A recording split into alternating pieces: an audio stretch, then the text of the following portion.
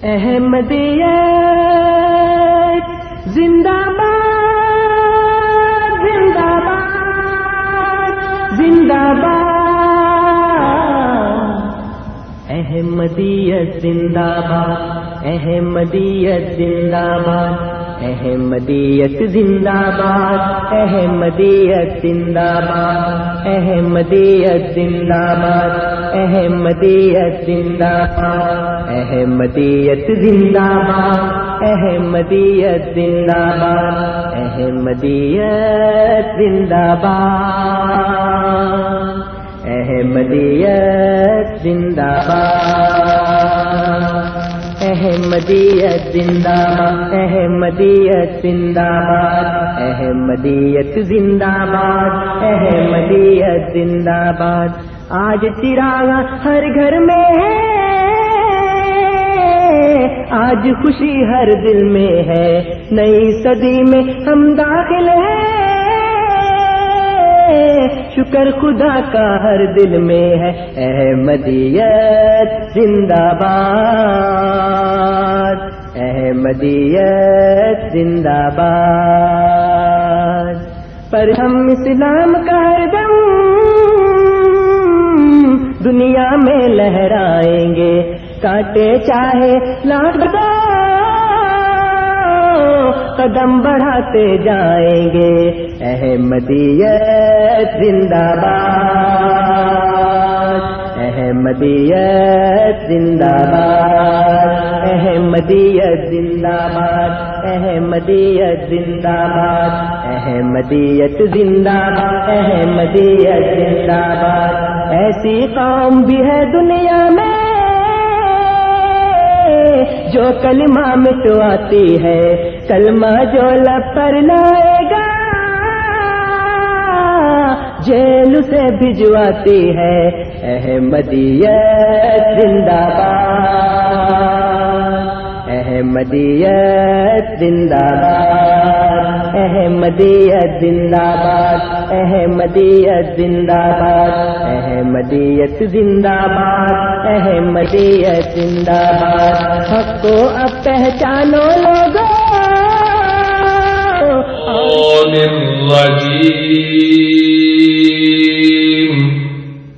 میں اللہ کی پناہ چاہتا ہوں دھتکارے ہوئے شیطان سے بسم اللہ الرحمن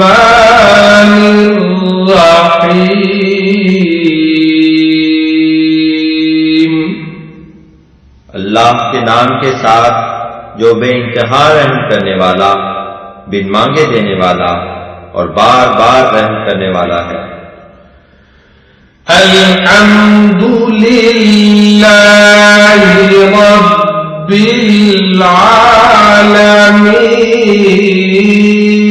العالمین تمام حمد اللہ ہی کے لیے ہے جو تمام جہانوں کا رب ہے الرحمن الرحیم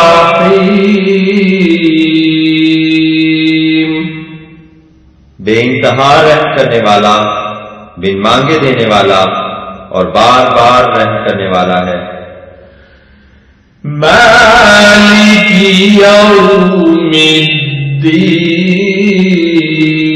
الدین جزا سزا کے دن کا مالک ہے ایاک نعبد و ایاک نستعین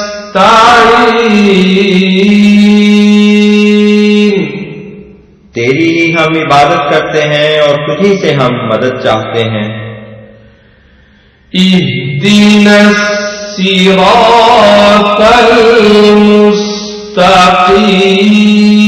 المستقیم ہمیں سیدھے راستہ پر چلا صراط الذین انعمت علیہم غیر المغضوب علیہم ولا الضالین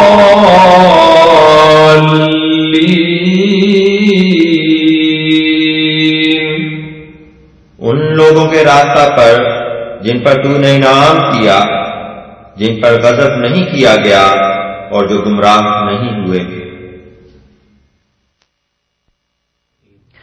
बिस्मिल्लाहिर्रहमानिर्रहीम। अस्सलामु अलैकुम वरहमतुल्लाहि वबरकातुहू। प्रोग्राम रेडियो अहमदिया पे अताउल कुदूस ताहिर तमाम सामीन को खुशामदीद कहता है। रेडियो अहमदिया आप हर इतवार की शाम 7:70 AM पर 4 से 5 बजे के दरमियान और 5:30 AM पर रात 10 से 12 बजे के दरमियान समाअत फरमा सकते हैं। सामीन इकराम, प्रोग्राम रेडियो अहमदिया का मकसद एक खुशगवार और दोस्ताना माहौल में अहमदियत यानी हकीकी इस्लाम की तालीमात, कुरान करीम और नबी करीम आखिरुज़्ज़मा हजरत मोहम्मद मुस्तफ़ा सल्लल्लाहु अलैहि वसल्लम की अहादीस मुबारका की रोशनी में अपने सामीन की खिदमत में पेश करना है। प्रोग्राम के दस्तूर के मुताबिक जमात अहमदिया के कोई नुमाइंदा आपके सामने किसी खास मौजू पर अपने इब्तिदाई कलिमात पेश करते हैं और फिर आप सामीन उन कलिमात के बारे में बिलखुसूस और इस्लाम अहमदियत या आलम इस्लाम के बारे में बिलउमूम प्रोग्राम में फोन करके अपने सवालात पेश कर सकते हैं और हमारे मुअज़्ज़िज़ मेहमान उन सवालात के जवाबात देते हैं। प्रोग्राम में सवालात के लिए या प्रोग्राम में शामिल होने के लिए आप हमारा फोन नंबर नोट फरमा लें 416-410-6522 416-410-6522। अगर आप बजरिया ईमेल प्रोग्राम में अपने सवालात भेजना चाहें तो आप उसके लिए हमारा ईमेल एड्रेस नोट फरमा लें QA यानी questions answers @voiceofislam.ca QA question answers @voiceofislam.ca। अगर आप इंटरनेट पर यह प्रोग्राम समाअत फरमाना चाहें तो उसके लिए हमारा वेब एड्रेस है www.voiceofislam.ca। आज हमारे साथ प्रोग्राम में जनाब प्रोफेसर गुलाम मिसबाह बलोच साहब मौजूद हैं। आप जामिया अहमदिया नॉर्थ अमेरिका में शोबा तदरीस से वाबस्ता हैं। मिसबाह साहब, हम आपको प्रोग्राम में खुशामदीद कहते हैं। अस्सलामु अलैकुम वरहमतुल्लाहि वबरकातुहू। जी मिसबाह साहब, आज किस मौजू पे आप प्रोग्राम पेश करना चाहते हैं? अशहदु अल्ला इलाहा इल्लल्लाह वहदहू ला शरीका लहू व अशहदु अन्ना मुहम्मदन अब्दुहू व रसूलुहू अम्मा बअदु फ़अऊज़ु बिल्लाहि मिनश शैतानिर रजीम बिस्मिल्लाहिर रहमानिर रहीम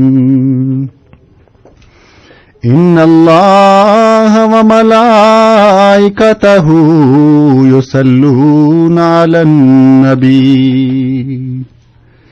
या अय्युहल्लज़ीना आमनू सल्लु अलैहि व सल्लिमू तस्लीमा अल्लाहुम्मा सल्लि अला मुहम्मदिन व अला आलि मुहम्मदिन व बारिक व सल्लिम इन्नका हमीदुम मजीद। कुरान करीम में अल्लाह ताला ने बारहा ये जिक्र फरमाया है और बार बार ये ताकीद फरमाई है कि मेरी इताअत इख्तियार करो और मेरे रसूल यानी हुज़ूर सल्लल्लाहु अलैहि वसल्लम की इताअत इख्तियार करो। तो इन दो बातों पर कुरान करीम ने बार बार तवज्जो दिलाई है और इस तालीम की रोशनी में अल्लाह ताला के फजल से मुसलमान जहां कुरान करीम की पैरवी करते हैं वहां हुज़ूर सल्लल्लाहु अलैहि वसल्लम के इरशादात की पैरवी में भी अपनी सरतोड़ कोशिश करते हैं। और इसका सबसे बेहतर नमूना यानी इताअत नबी का, हुज़ूर सल्लल्लाहु अलैहि वसल्लम की पैरवी का और इताअत का सबसे बेहतरीन नमूना हुज़ूर सल्लल्लाहु अलैहि वसल्लम के सहाबा ने हमें दिखाया है और हुज़ूर की जिंदगी में ऐसे अमली नमूने पेश किए हैं जो रहती दुनिया तक तमाम मुसलमानों के लिए हिदायत का मूजिब हैं। इसीलिए हजरत मसीह मऊद अलैहिस्सलाम ने फरमाया है कि इंसान को चाहिए कि हर रोज हुज़ूर सल्लल्लाहु अलैहि वसल्लम और आपके सहाबा की जिंदगी का मुताला करता रहे, क्योंकि ये मुताला इंसान को रूहानियत के करीब लाता है और इंसान पर लगे जंग को दूर करता रहता है।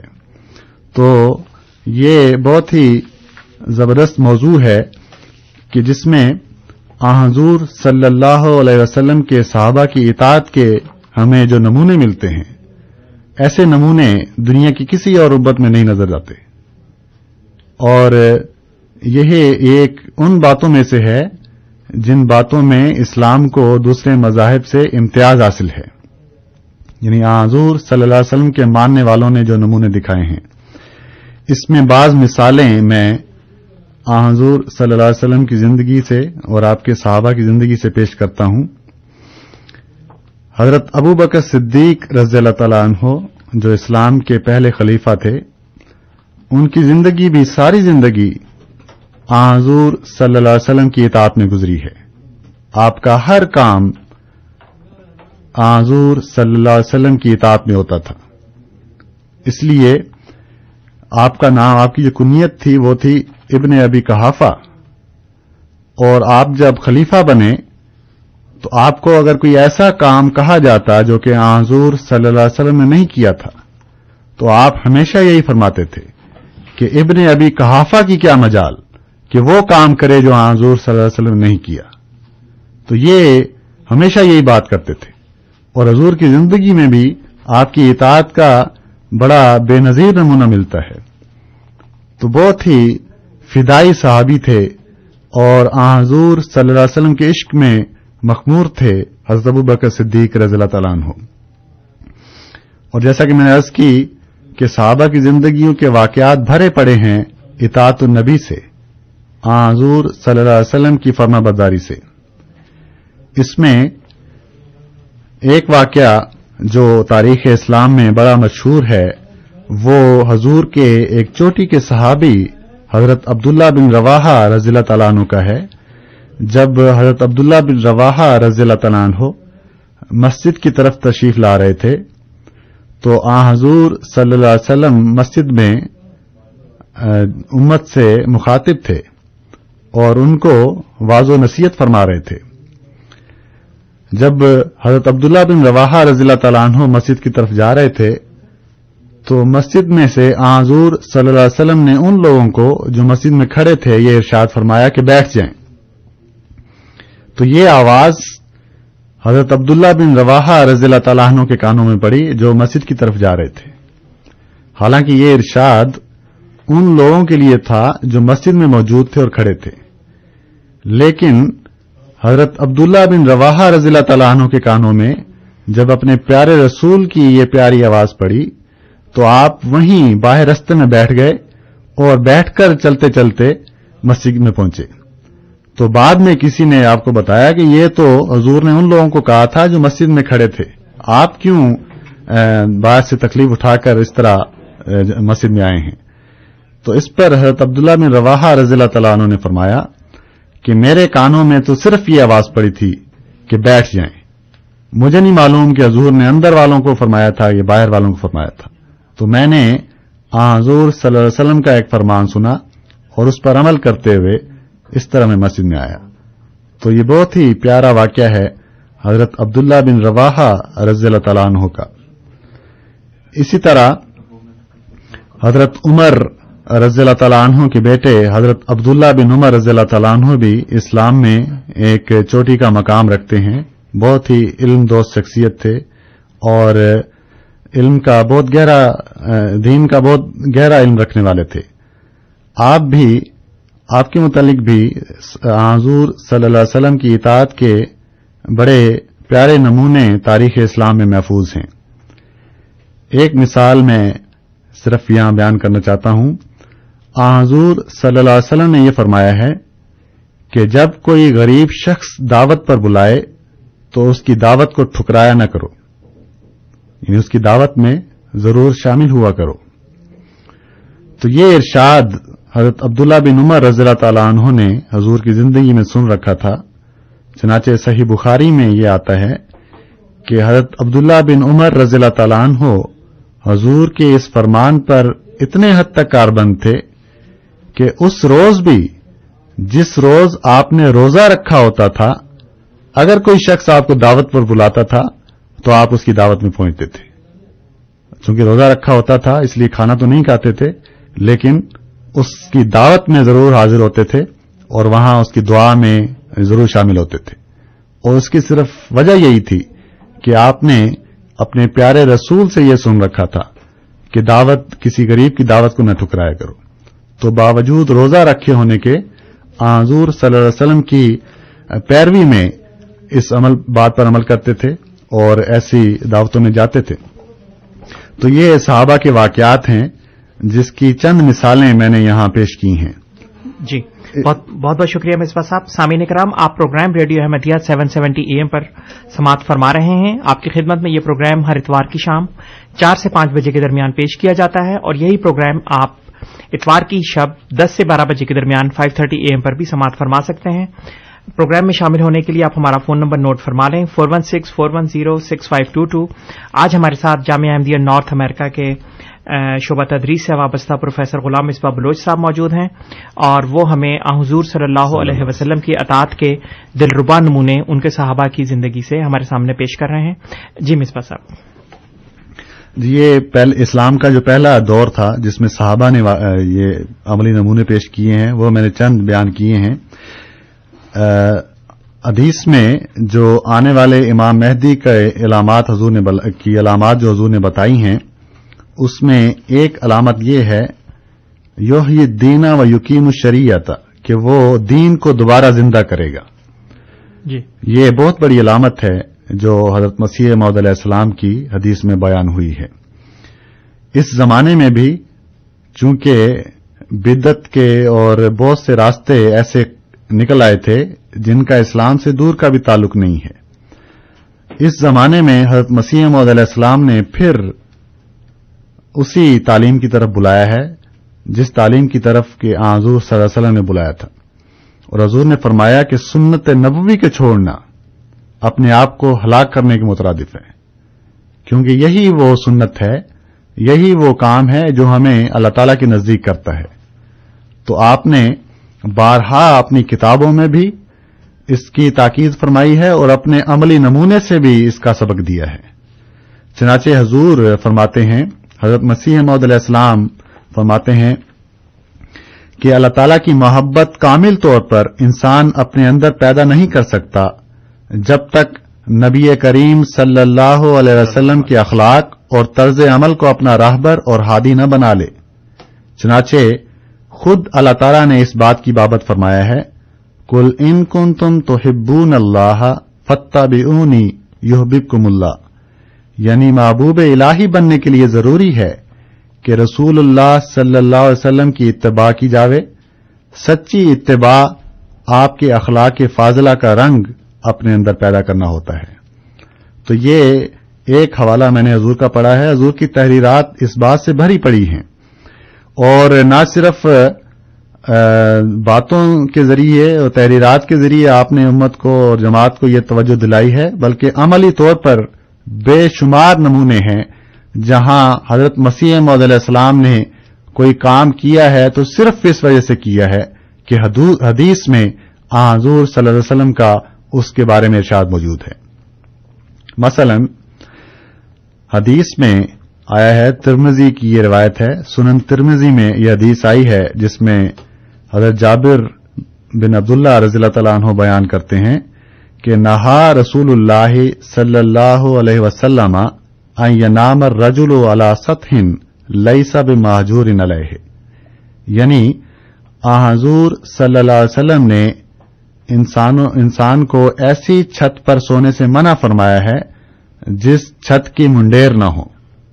यानी ये बात खतरे से खाली नहीं है कि बगैर मुंडेर की छत पर सोया जाए, तो हुजूर ने इस बात से मना फरमाया है। हजरत मसीह मौऊद अलैहिस्सलाम की जिंदगी में एक मौका ऐसा आया जबकि हुजूर गुरदासपुर तशरीफ ले गए थे और गर्मियों का मौसम था। तो आपके जमात ने, सहाबा ने आपके सोने का इंतजाम उस गर्मी के मौसम में घर की छत पर किया हुआ था। जब रात को सोने का वक्त आया तो हुजूर को बताया गया कि हुजूर सोने का इंतजाम छत पर है। जब हुजूर छत पर तशरीफ ले गए तो देखा कि चारपाइयां लगी हुई हैं लेकिन उस छत की कोई मुंडेर नहीं है। तो इस पर हजरत मसीह मौऊद अलैहिस्सलाम बहुत नाराज हुए और फरमाया कि क्या आप लोगों को पता नहीं है کہ آن حضور صلی اللہ علیہ وسلم نے منع فرمایا ہے کہ ایسی چھت پر سویا جائے جہاں جس کی منڈیر نہ ہو. اس لیے حضور نے فرمایا کہ میں تو اس چھت پر نہیں سوؤں گا. حالانکہ اس وقت کوئی ایسی خطرے کی بات اس لحاظ سے نہیں تھی کہ صحابہ حضرت مسیح موعود علیہ السلام کے صحابہ رات کو پہرا دیا کرتے تھے. تو اگر کوئی ایسی بات ہوتی تو وہ اس کو کنٹرول کر لیتے. لیکن آپ نے کسی خطرے کو سوچے بغیر صرف یہ بات پہلے ذہن میں رکھی کہ حدیث میں اس بات سے ممانعت آئی ہے. تو حضور نے اس گرمی کے موسم میں کمرے کے اندر سونا پسند فرمایا، لیکن حضرت حضور صلی اللہ علیہ وسلم کے اس ارشاد کی تعمیل کو نہیں چھوڑا. اسی طرح حدیث میں یہ بھی آیا ہے کہ مہمانوں کی عزت اور احترام کرنا چاہیے. جی تو یہ امام بخاری نے باب بھی باندھا ہے، باب و اکرام الضیف، یعنی مہمانوں کے احترام کا باب. تو اس کے متعلق بھی حضرت مسیح موعود علیہ السلام کی خدمت میں، چونکہ قادیان میں بے شمار لوگ آتے تھے زیارت کے لیے اور آپ کی صحبت سے حصہ اٹھانے کے لیے، تو ایک دفعہ بعض لوگ قادیان آئے ہوئے تھے اور حضرت مسیح موعود علیہ السلام کی مجلس میں کمرے میں بیٹھے تھے کہ اچانک کسی نے دروازہ کھٹکایا. تو مجلس میں سے ایک صاحب اٹھنے لگے اور دروازے کی طرف جا کر دیکھنے لگے کہ کون ہے. تو جب حضرت مسیح موعود علیہ السلام نے ان کو دیکھا کہ یہ اٹھ رہے ہیں تو فوراً فرمایا کہ بیٹھیں بیٹھیں، کیا آپ نے سنا نہیں کہ حضور صلی اللہ علیہ وسلم نے فرمایا ہے کہ مہمانوں کا احترام کرنا چاہیے اور آپ میرے مہمان ہیں، اس لیے آپ بیٹھیں، میں خود دیکھتا ہوں کہ کون ہے. تو یہ بہت ہی چھوٹی سی مثالیں ہیں، لیکن یہ بہت بڑا سبق اپنے اندر رکھتی ہیں کہ کس طرح اس زمانے کے امام نے، اور وہ وجود جس کو حضور صلی اللہ علیہ وسلم نے امام مہدی کا خطاب دیا تھا، وہ واقعی امام مہدی تھا جس نے ہدایت کی وہ تمام راہیں جو حضور صلی اللہ علیہ وسلم نے سکھلائی تھی ان پر عمل کر کے اس زمانے میں بتایا کہ آج کے دور میں بھی، اس زمانے میں بھی نجات کا ذریعہ قرآن کریم کے بعد حضور صلی اللہ علیہ وسلم کی سنت ہی ہے. چنانچہ یہ موضوع تو بہت بڑا ہے، بہت سے واقعات ہیں اس ضمن میں، لیکن میں حضور کا ایک اقتباس پیش کر کے اپنی گزارشات ختم کرتا ہوں. حضور اپنی کتاب سراج منیر میں فرماتے ہیں، ہم جب انصاف کی نظر سے دیکھتے ہیں تو تمام سلسلہ نبوت میں سے اعلیٰ درجے کا جوان مرد نبی اور زندہ نبی اور خدا کا اعلیٰ درجے کا پیارا نبی صرف ایک مرد کو جانتے ہیں، یعنی وہی نبیوں کا سردار اور رسولوں کا فخر، تمام مرسلوں کا سرتاج، جس کا نام محمد مصطفیٰ اور احمد مجتبیٰ صلی اللہ علیہ وسلم ہے، جس کے زیر سایہ 10 دن چلنے سے وہ روشنی ملتی ہے جو پہلے اس سے 1000 برس تک نہیں مل سکتی تھی. جس کے زیر سایہ 10 دن چلنے سے وہ روشنی ملتی ہے جو پہلے اس سے 1000 برس تک نہیں مل سکتی تھی. سو آخری وصیت یہی ہے کہ ہر ایک روشنی ہم نے رسول نبی امی کی پیروی سے پائی ہے، اور جو شخص پیروی کرے گا وہ بھی پائے گا، اور ایسی قبولیت اس کو ملے گی کہ کوئی بات اس کے آگے انہونی نہیں رہے گی. زندہ خدا جو لوگوں سے پوشیدہ ہے اس کا خدا ہوگا، اور جھوٹے خدا سب اس کے پیروں کے نیچے کچلے اور روندے جائیں گے. وہ ہر ایک جگہ مبارک ہوگا اور الہی قوتیں اس کے ساتھ ہوں گی. والسلام علی من اتبع الہدی. سراج منیر روحانی خزائن جلد 12 صفحہ 82 اور 83. جی بہت بہت شکریہ مصباح صاحب. سامعین کرام، آپ پروگرام ریڈیو احمدیہ سماعت فرما رہے ہیں، اور یہ پروگرام ہر اتوار کی شام آپ کی خدمت میں 4 بجے سے 5 بجے کے درمیان 770 AM پر پیش کیا جاتا ہے، اور رات 10 بجے سے 12 بجے کے درمیان 5:30 AM پر بھی آپ یہ پروگرام سماعت فرما سکتے ہیں. اب ہم اس پروگرام کے اگلے مرحلے کی طرف بڑھتے ہیں، اور آج ہمارے ساتھ پہلے کالر موجود ہیں ارشد صاحب. ارشد صاحب کی کال کی طرف بڑھتے ہیں. جی ارشد صاحب السلام علیکم. جی وعلیکم السلام. جی مجھے کوشچن کرنا تھا کہ ماشاءاللہ ابھی انہوں نے کافی اچھی باتیں بتائی ہمیں کہ حضور صلی اللہ علیہ وسلم کے بارے میں، اور صحابہ ان کی تقلید کیسے کرتے تھے، اور نام مرزا صاحب ان کی تقلید کیسے کرتے تھے. میرا کوشچن یہ ہے کہ جی یہ جو جماعت احمدیہ ہے، جی سر، اس میں جب حضرت مرزا صاحب کی وفات کے بعد جو خلافت کا سلسلہ شروع ہوا، تو یہ تو حضور صلی اللہ علیہ وسلم یا ان کے صحابہ کا طریقہ تو نہیں، حضرت وہ تو یہ تو ملوکیت والا سلسلہ ہے کہ آپ کے اہل میں ہی خلافت رہ گئی، تو یہ کیا اس کا کوئی پیٹرن نہیں بنتا؟ جی یہ کیا یہ آپ ایکسپلین کریں، کیا یہ اسلام کا طریقہ ہے کہ ابو بکر کے بعد عمر آئے، عمر کے بعد عثمان اور پھر علی، یہ ان کے ایک طریقے سے آئے، کمیٹیاں بنی یا جس طرح بھی آئے؟ تو جماعت احمدیہ میں تو وہ پھر ہم وہی بات ہوگی اہل تشیع والی کہ جناب خلافت کا حق تو صرف اہل بیت کا ہی ہے. جی تو کر لیجیے میرا آپ کا. جی سر، بہت بہت شکریہ ارشد صاحب پروگرام میں شامل ہونے کا. جی مصباح صاحب، حضرت مرزا صاحب کی جی جزاک اللہ ارشد صاحب. آپ کی اطلاع کے لیے عرض کر دوں کہ پہلی بات کہ حضرت مسیح موعود علیہ السلام کے جو پہلے خلیفہ تھے ان کا حضرت مسیح موعود علیہ السلام کے خاندان کے ساتھ کوئی تعلق نہیں تھا. اس لیے یہ بات غلط ہے کہ پہلے مرزا صاحب نے دعویٰ کیا پھر اپنے ہی نسل میں اپنی اولاد میں وہ جو ان کا جو عمارت ہے یا خلافت ہے انہی کو دے دی. یہ بات غلط ہے. حضرت مسیح موعود علیہ السلام کے پہلے خلیفہ حضرت مولانا حکیم نور الدین صاحب رضی اللہ تعالیٰ عنہ یہ بھیرا کے رہنے والے تھے اور ان کا مرزا خاندان سے تعلق نہیں تھا، یہ پہلے خلیفہ تھے. جہاں تک حضرت مسیح موعود علیہ السلام کے بعد خلافت کا تعلق ہے، جیسا کہ میں نے عرض کی کہ جماعت احمدیہ کوئی عقیدہ ایسا نہیں رکھتی جس کی بنیاد قرآن یا حدیث میں نہ ہو. اگر آپ حدیث کا مطالعہ کریں اور آنے والے امام مہدی کے حالات کو پڑھیں کہ کیا علامات ہیں جو حضور صلی اللہ علیہ وسلم نے بتائی ہیں، اس میں سے ایک علامت یہ بھی بتائی ہے کہ جب امام مہدی آئیں گے تو ان کے بعد کیا ہوگا. چنانچہ حدیث کی مشہور کتاب ہے مسند احمد بن حنبل. اس میں حضرت نعمان بن بشیر رضی اللہ تعالیٰ عنہ کی روایت ہے. حضرت حذیفہ بن یمان رضی اللہ تعالیٰ عنہ جو حضور کے چوٹی کے صحابی ہیں، ان کی یہ روایت آئی ہے جس میں فرمایا کہ یہ لمبی حدیث ہے، میں اس کو آخر پہ پڑھتا ہوں، جہاں فرمایا کہ پہلے نبوت ہے یعنی حضور صلی اللہ علیہ وسلم کی نبوت ہے، اس کے بعد فرمایا ثم تکون خلافت علی منہاج النبوہ، یعنی حضور صلی اللہ علیہ وسلم کی نبوت کے بعد خلافت قائم ہوگی. یہ حضور نے اپنی زندگی میں پیشگوئی فرما دی تھی کہ میرے بعد خلافت آئے گی.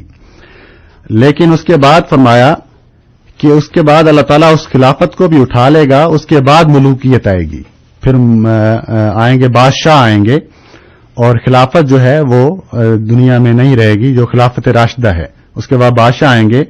اس کے بعد پھر فرمایا کہ وہ بادشاہت چلتی چلی جائے گی جہاں تک کہ اللہ تعالیٰ چاہے گا. اس کے بعد فرمایا کہ جابر بادشاہ بھی آئیں گے. اور پھر یہ حدیث جہاں ختم ہوتی ہے وہاں حضور نے فرمایا ثم تکون خلافت علی منہاج النبوہ، کہ آخرت میں یعنی جب خلافت چلے جائے گی پھر بادشاہ آئیں گے، بادشاہوں کا ایک لمبا سلسلہ چلتا چلا جائے گا. اس کے بعد پھر جابر بادشاہ آئیں گے اور ان کا بھی ایک لمبا سلسلہ چلتا چلا جائے گا. آخر پر کیا ہوگا؟ حضور نے فرمایا ثم تکون خلافت علی منہاج النبوہ، اس کے بعد دوبارہ خلافت قائم ہوگی اور وہ منہاج نبوت پر ہوگی، یعنی نبوت کے راستے پر وہی خلافت قائم ہوگی. ثم ساکتا، اس کے بعد حضور صلی اللہ علیہ وسلم خاموش ہو گئے. تو یہ مسند احمد بن حنبل کی حدیث ہے جس میں فرمایا کہ آخری زمانے میں پھر خلافت قائم ہونی ہے. تو حضرت مسیح موعود علیہ السلام کو بھی اللہ تعالیٰ نے آپ کی آخری عمر میں یہ بتا دیا تھا کہ آپ کا جو کام جو آپ نے تعلیم دے دی ہے اب اس کے بعد وہ کام آپ کے خلفاء کے ذریعے پورا ہوگا.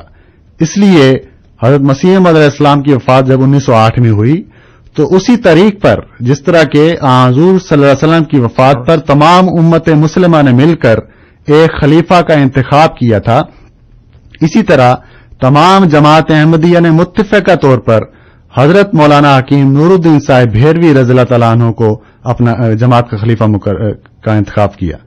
تو یہ جو خلافت کا سلسلہ ہے یہ بھی جماعت کا کوئی اپنا پیدا کردہ نہیں ہے. حدیث میں اس کی بشارات اور اس کی پیشگوئیاں موجود ہیں کہ امام مہدی کے بعد خلافت کا سلسلہ چلے گا. یہی وجہ ہے اگر آج عرب دنیا میں بعض علماء اس طرف امت کو لا رہے ہیں کہ خلافت علی منہاج النبوہ ہونی چاہیے، وہی ہے جو امت کو اکٹھا کر سکتی ہے. لیکن وہ خلافت جو انسان خود پیدا کرے کہ آؤ ہم خلیفہ بنائیں، وہ اس کے مقابلے میں جس کو خدا نے خلیفہ بنایا ہے کام نہیں آ سکتی. इसलिए उस इमाम को मानना चाहिए जिसको अल्लाह ताला ने इमाम बनाया है। तो ये गुजारिशात हैं इस सवाल के ज़िम्न में, लेकिन बात वही मैंने अर्ज कर दी कि पहले खलीफा जो जमात के थे उनका मिर्जा फैमिली से कोई ताल्लुक नहीं था। अगर इस तरह एतराज किया जाए, मैं ये नहीं कह रहा कि आपने कोई एतराज किया, बहुत अच्छा सवाल था, लेकिन आपको ये बता दूं कि हुजूर सल्लल्लाहु अलैहि वसल्लम के जो पहले 2 खलीफा थे वो रिश्ते में हुजूर के ससुर लगते थे। यानी हजरत अबू बकर सिद्दीक रज़ियल्लाहु तआला अन्हु की बेटी भी हुजूर की ज़ौजा थी और हजरत उमर रज़ियल्लाहु तआला अन्हु की बेटी भी हुजूर की ज़ौजा थी। और बाकी जो 2 खलीफा थे, हजरत उस्मान गनी रज़ियल्लाहु तआला अन्हु और हजरत अली करमल्लाहु वजहहु, ये दोनों खलीफा हुजूर के दामाद थे। तो पहले 2 खलीफा जो थे वो हुजूर उनके दामाद थे और दूसरे जो 2 खलीफा थे वो हुजूर के दामाद थे। तो अगर इस तरह सोचा जाए तो कोई कहने वाला ये भी कह सकता है कि हुजूर ने अपनी खिलाफत जो है अपने रिश्तेदारों में बांट दी, लेकिन ये कहने वाले कहेंगे, लेकिन खुदा जो है वही खलीफा मुकर्रर करता है। जी, बहुत बहुत शुक्रिया मिसबा साहब। और अरशद साहब, आपका एक दफा खाकसार फिर मशकूर है, आप प्रोग्राम में शामिल हुए और सवाल किया। प्रोग्राम में आइंदा भी आप शामिल होते रहिएगा। अब्दुल सलाम साहब टेलीफोन लाइन पे मौजूद हैं, हम उनके सवाल की तरफ बढ़ते हैं। जी अब्दुल सलाम साहब, अस्सलाम वालेकुम। वालेकुम सलाम व रहमतुल्लाहि व बरकातहू। जी सर। जी, पहली बात तो ये है जी कि अहमदी मुसलमान है, ठीक है जी, जी ठीक है ना। और दूसरा सवाल ये है कि हजरत मसीह मऊद इमाम मेहदी को कबूल करना, पर ईमान लाना क्यों जरूरी है? और नंबर 2, अहमदियत जो कि आप मुसलमान हैं उन पर ईमान लाना क्यों जरूरी है? जी, बहुत बहुत शुक्रिया अब्दुल सलाम साहब। कबूल अहमदियत मुसलमान कहलाना या बनना वो क्यों जरूरी है? ठीक है, बहुत बहुत शुक्रिया अब्दुल सलाम साहब। जी मिसबा साहब, इमाम मेहदी पर ईमान लाना क्यों जरूरी है? इस सवाल का जवाब भी हम हुजूर सल्लल्लाहु अलैहि वसल्लम की इरशादात से पाएंगे। हुजूर ने अपनी अहादीस में इन तमाम बातों का जवाब दे दिया हुआ है। ये बात वाज़ेह है कि आखिरी ज़माने के मुतल्लिक जो अलामात हुजूर ने बयान फरमाई हैं, फरमाया कि मेरी उम्मत भी 72 फिरकों में बट जाएगी, जिस तरह के यहूद बट गए थे। तो इस पर सहाबा परेशान हुए कि वो उम्मत जो हुजूर ने एक प्लेटफॉर्म पर इकट्ठी कर दी है, तौहीद पर जिनको इकट्ठा कर दिया है, ये उम्मत कैसे बिगड़ जाएगी और फिरकों में तकसीम हो जाएगी। तो इस पर सहाबा ने हुजूर से जब ये सवाल किया कि हुजूर फिर क्या होगा, और जब परेशानी देखी हुजूर ने, तो हुजूर ने फरमाया कि परेशान होने की बात नहीं है, अल्लाह ताला इस उम्मत में फिर इमाम मेहदी को जाहिर करेगा और मसीह मौद को खड़ा करेगा, जो इन तमाम बटे हुए फिरकों को दोबारा इकट्ठा करेगा। और उसकी जमात जो है वो फिर दीन को, जैसा कि मैंने शुरू में अर्ज की कि इमाम मेहदी का एक काम यह है, युहयी दीना व युकीमु शरीयता, कि वो दीन को दोबारा जिंदा करेगा और शरीयत को दोबारा कायम करेगा। ये हुजूर सल्लल्लाहु अलैहि वसल्लम के अल्फाज हैं। तो इसमें जब ये काम जो करे, वरना इमाम जो हैं, मैंने अर्ज की कि इमाम तो और भी दुनिया में मौजूद हैं, दुनिया के हर मुल्क में मुसलमानों के इमाम मौजूद हैं, लेकिन एक इमाम वो है जो इंसान बनाता है या इंसान खुद बनता है कुरान करीम की तालीम पढ़कर और सीख कर, लेकिन एक इमाम वो है जिसको अल्लाह ताला इमाम बनाता है। और तमाम उम्मत इस बात पर मुत्तफिक है कि आने वाला मसीह या इमाम मेहदी जो है उसको मानना जरूरी है, क्योंकि उसके जरिए ही वो दीन या वो जमात कायम होगी जिसके मुतालिक हुजूर सल्लल्लाहु अलैहि वसल्लम ने फरमाया था कि वो दोबारा बटे हुए फिरकों को इकट्ठा करेगा। तो इसलिए हज़रत मसीह मौऊद इस्लाम ने जो इस जमाने में ऐलान फरमाया है, तो उनका इनकार करना असल में हुजूर सल्लल्लाहु अलैहि वसल्लम की पेशगोइयों को झुटलाना है। जब हुजूर फरमा रहे हैं कि आखिरी जमाने में जब इमाम मेहदी आए, फबायऊहु फलाउ हब्वन अला सलजे, तो उसकी जरूर बैत करना, खा तुम्हें अपने घुटनों के बल चलकर जाना पड़े। अगर उस इमाम मेहदी की बैत लाजमी नहीं है, उसको मानना जरूरी नहीं है, तो फिर हुजूर सल्लल्लाहु अलैहि वसल्लम ये क्यों फरमा रहे हैं कि अगर तुम्हें घुटनों के बल चलकर भी जाना पड़े तो उसके पास जाना और उसकी बैत करना। तो इसका मतलब जारी है कि हुजूर सल्लल्लाहु अलैहि वसल्लम को पता था कि वही वजूद है जिसने उम्मत को दोबारा कायम करना है, और वही वजूद है जिसने फिर इस्लाम को बाकी मज़ाहिब पर फौकियत देनी है और गलबा देना है। इसलिए इमाम मेहदी अलैहिस्सलाम को मानना असल में حضور صلی اللہ علیہ وسلم کے ارشادات کو ماننا ہے، اور اس لیے حضور نے فرمایا جو میرے امیر کی اطاعت نہیں کرتا وہ دراصل میری نافرمانی کرتا ہے۔ تو وہ وجود جس کو اس زمانے میں اللہ تعالیٰ امام مہدی بنا رہا ہے، یہ کیسے ممکن ہے کہ اللہ تعالیٰ کہے کہ یہ امام مہدی ہے اور دنیا کو کہہ دے کہ اس کو چاہے تو مانو چاہے تو انکار کر دو؟ قرآن کریم سے یہ ظاہر ہوتا ہے کہ اللہ تعالیٰ نے جب بھی اپنا بندہ بھیجا ہے اسی لیے بھیجا ہے تاکہ اس کی اطاعت کی جائے اور تاکہ اس کی اطاعت کے ذریعے وہ مقصد پایا جائے جس کے لیے اللہ تعالیٰ نے اس کو بھیجا ہے۔ اس لیے امام مہدی کی بیعت بہت ضروری ہے ان معنوں میں کہ اس سے ہم حضرت محمد مصطفیٰ صلی اللہ علیہ وسلم کی باتوں پر ایمان لاتے ہیں حقیقی طور پر۔ اگر نہیں مانیں گے تو پھر ایک معنوں میں ہم حضور صلی اللہ علیہ وسلم کی پیشگوئیوں کا انکار کر رہے ہوں گے۔ جی بہت بہت شکریہ مصباح صاحب۔ سامعین کرام، آپ پروگرام ریڈیو احمدیہ 770 AM پر سماعت فرما رہے ہیں، جو کہ آپ کی خدمت میں ہر اتوار کی شام 4 سے 5 بجے کے درمیان پیش کیا جاتا ہے۔ یہی پروگرام رات 10 سے 12 کے درمیان آپ 5:30 AM پر بھی سماعت فرما سکتے ہیں۔ پروگرام میں شامل ہونے کے لیے ہمارا فون نمبر ایک مرتبہ پھر نوٹ فرما لیں، 416-410-6522۔ اب ہم ایک ای میل کی طرف بڑھتے ہیں جو کہ ہمیں دوران ہفتہ موصول ہوئی تھی۔ وسیم احمد صاحب نے نیو یارک سے یہ ای میل کی ہے اور وہ یہ پوچھنا چاہتے ہیں کہ مرزا صاحب کے دعوے سے پہلے حضور صلی اللہ علیہ وسلم سے ان کے عشق اور اطاعت کی مثال کا کوئی ایسا واقعہ بتائیں کہ غیر بھی جس کو مانتے ہوں ان کے دعوے سے پہلے۔ حضرت مسیح موعود علیہ السلام کے دعوے سے پہلے جو حضور کی زندگی ہے وہ بعد میں آپ کی کتابوں کے شکل میں ظاہر ہوئی ہے۔ جب ایک انسان ایک کتاب لکھتا ہے تو اپنے اندر کے خیالات ہی اس میں لکھتا ہے، اس لیے جب حضرت مسیح موعود علیہ السلام کی کتابوں کا مطالعہ کیا جائے تو آپ کے اندر جو بھرا ہوا عشق تھا حضور صلی اللہ علیہ وسلم کے لیے وہ ان کتابوں سے ظاہر ہوتا ہے۔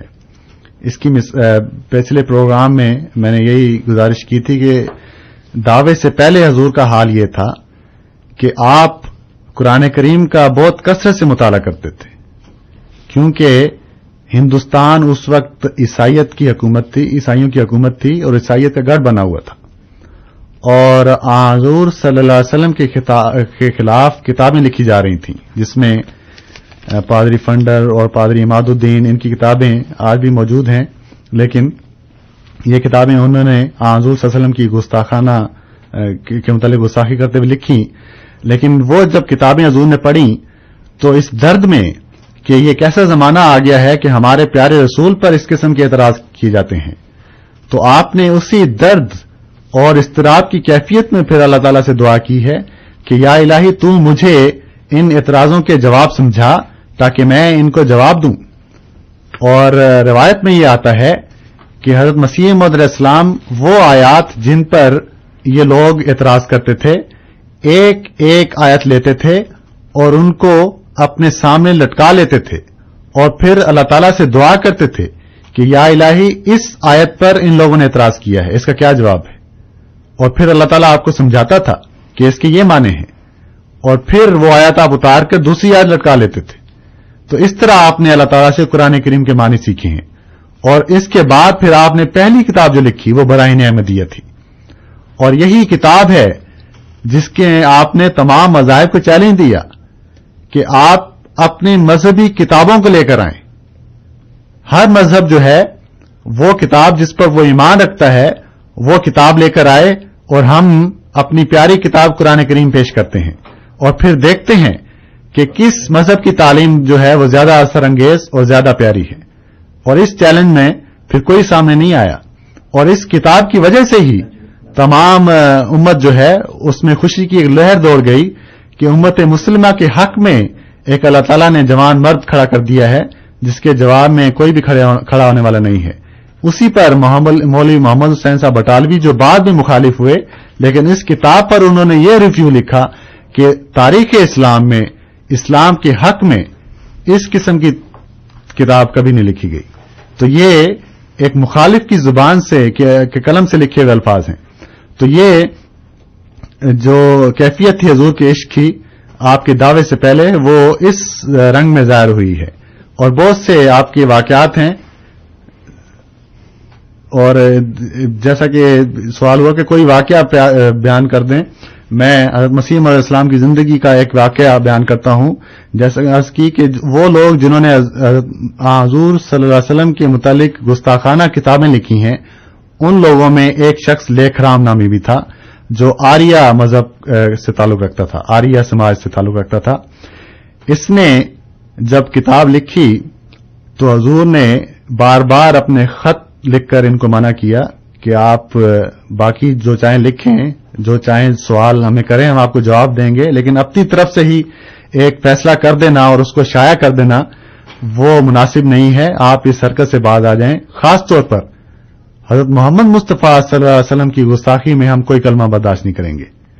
تو آپ نے بار بار ان کو خطوط لکھے. وہ خطوط آج بھی جماعت میں محفوظ ہیں، حضور کی کتابوں میں محفوظ ہیں، لیکن یہ شخص لیکھرام جو ہے وہ اپنی اس حرکت سے باز نہیں آیا اور کتابیں لکھتا چلا گیا.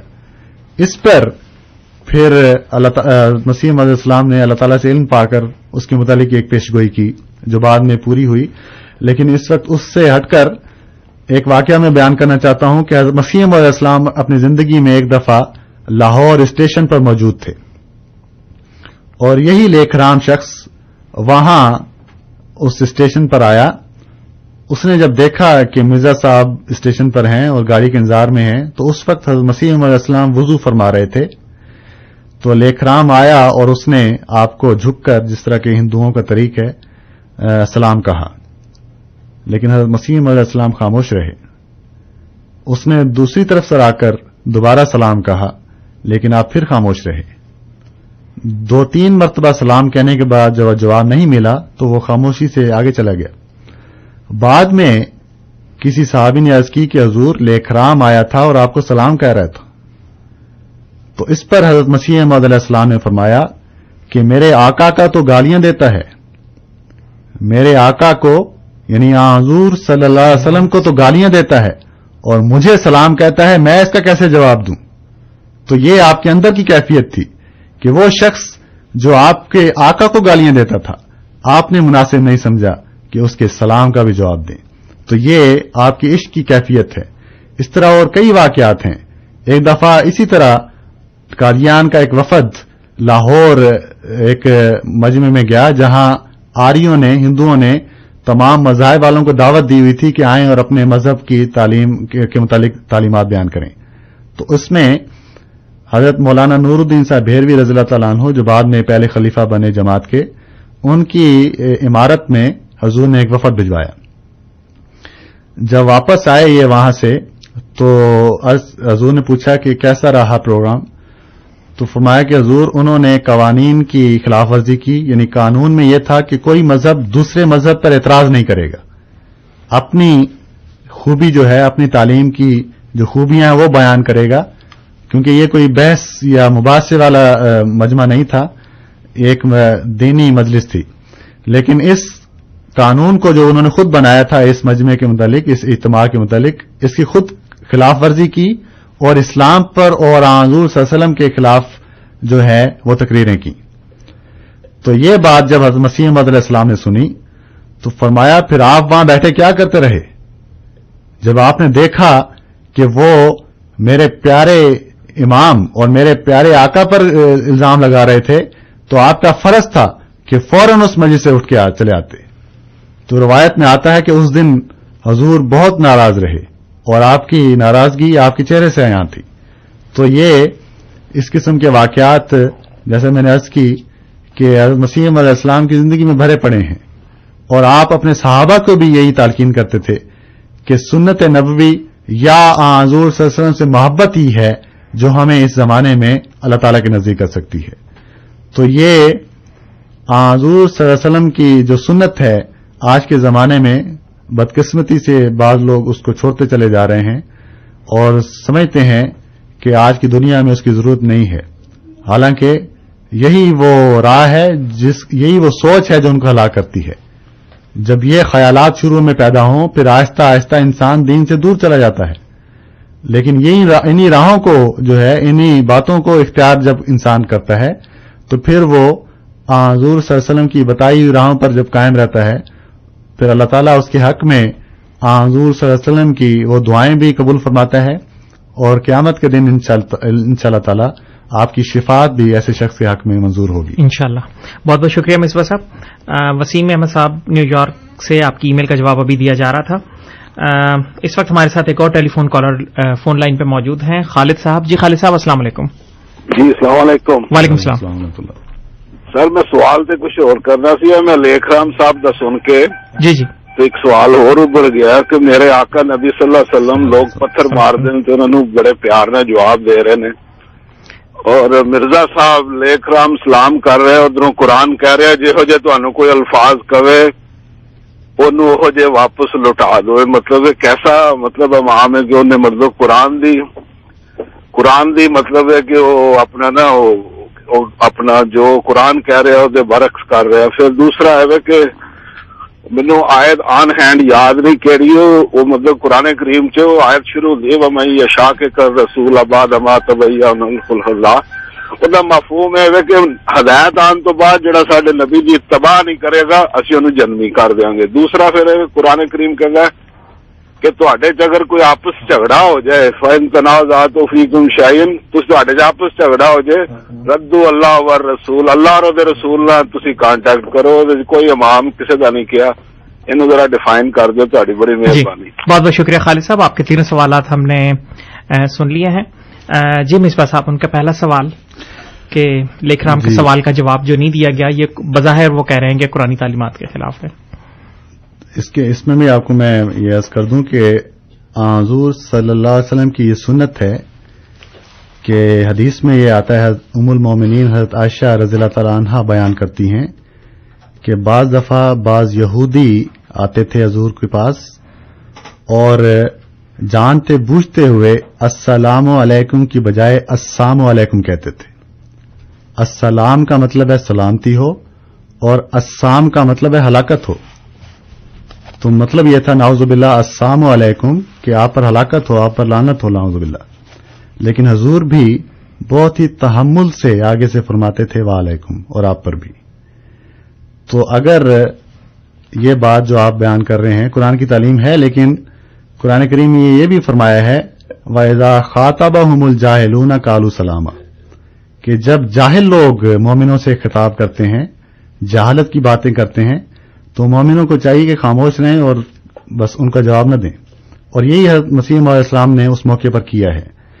और बाकी ये बिल्कुल नहीं है कि आपने कभी भी उसको जवाब नहीं दिया, इसलिए मैं फरमाया था, मैंने ये अर्ज की थी कि हज़रत मसीह मौऊद इस्लाम ने अपनी किताबों में बारहा लिखा है। वो किताबें जो लेखराम ने लिखी थी उसके जवाब में हुजूर ने कई किताबें लिखी हैं और एक एक बात का जवाब दिया हुआ है।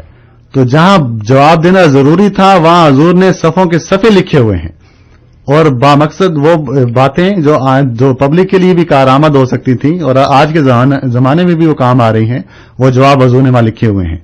वहां स्टेशन पर हुजूर ने मुनासिब नहीं समझा, हुजूर ने इसी तालीम पर अमल किया कि इसको कोई जवाब न दे, खामोश रहें। तो असल में पैगाम पहुंचाना मकसद था कि अगले की इस्लाह हो जाए, और यही कुरान करीम की तालीम है कि जज़ाओ सय्यतिन सय्यतुन मिथलुहा, कि जो भी तुमसे कोई बुराई करे उसका बदला उसी की तरफ बुराई है।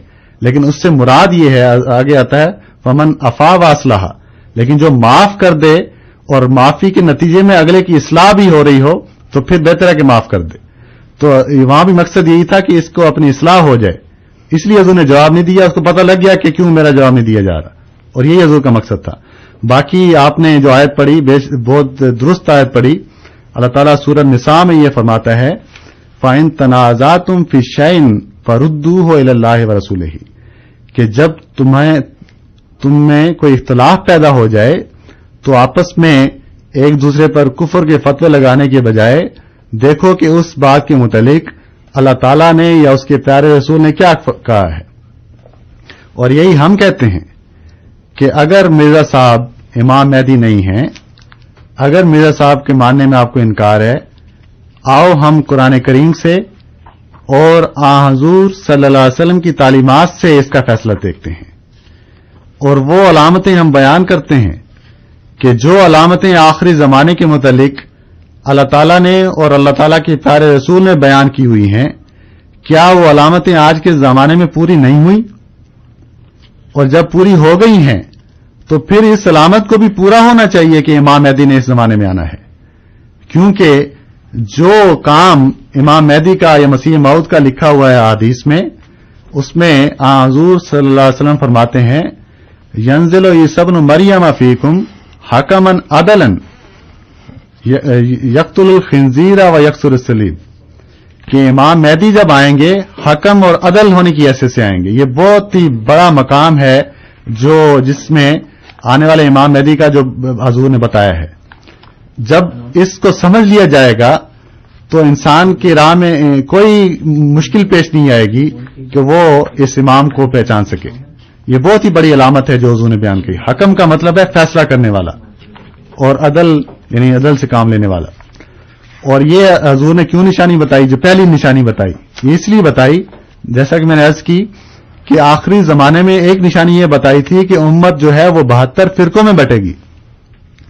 جب 72 فرقوں میں بٹ جائے گی، ہر فرقہ یہ کہے گا کہ ہم سچے ہیں، تو اس میں کون فیصلہ کرے گا کہ کون سچا ہے؟ اس لیے حضور صلی اللہ علیہ وسلم نے فرمایا کہ وہ جو آئے گا وہ حکم ہوگا، یعنی وہی فیصلہ کرے گا. تو وہ وجود جب آیا تو اس نے بتایا کہ اللہ تعالیٰ نے میرے ذریعے تمام امت کو اکٹھا کرنے کا سامان پیدا کیا ہے، اس لیے آؤ اور ایک ہاتھ پر اکٹھے ہو جاؤ. وہ کوئی نیا دین یا نئی کتاب نہیں لے کر آیا تھا، وہ اسی قرآن کا تابع دار تھا جو قرآن حضور صلی اللہ علیہ وسلم لے کر آئے تھے، اور اسی نبی کا تابع دار تھا جو کہ خاتم المرسلین اور سید المرسلین حضرت محمد مصطفیٰ صلی اللہ علیہ وسلم تھے. اس لیے امام مہدی کو ماننا، یہ آپ ہر مسلمان کو سوچنا چاہیے کہ جب وہ آئے گا کیا اس کو ماننا ضروری ہوگا کہ نہیں ہوگا. اگر نہیں ماننا تو پھر اللہ تعالیٰ کے بھیجنے کا کیا مقصد؟ کیا کبھی ایسا ہوا ہے کہ اللہ تعالیٰ ایک بندے کو بھیجے اور کہے کہ تمہاری مرضی ہے مان لو، تمہاری مرضی ہے نہ مانو؟ یہ تو کبھی بھی نہیں ہوا. اللہ تعالیٰ اپنا بندہ بھیجتا ہی تب ہے جب یہ فیصلہ کر دیتا ہے کہ اس کو جو مانے گا وہ میری راہ پر چلنے والا ہوگا، جو نہیں مانے گا وہ میری راہ پر نہیں ہوگا. تو اس لیے ان تمام فیصلوں کو، ان تمام باتوں کو فردوہ الی اللہ و رسولہ ہی ہم اسی لیے بار بار قرآن کی طرف لے کر آتے ہیں کہ قرآن سے یہ ثابت ہے کہ وہ حضرت عیسیٰ علیہ السلام جو بنی اسرائیل کی طرف نبی بن کر آئے تھے وہ وفات پا چکے ہیں. قرآن کہتا ہے، ہم نہیں کہتے.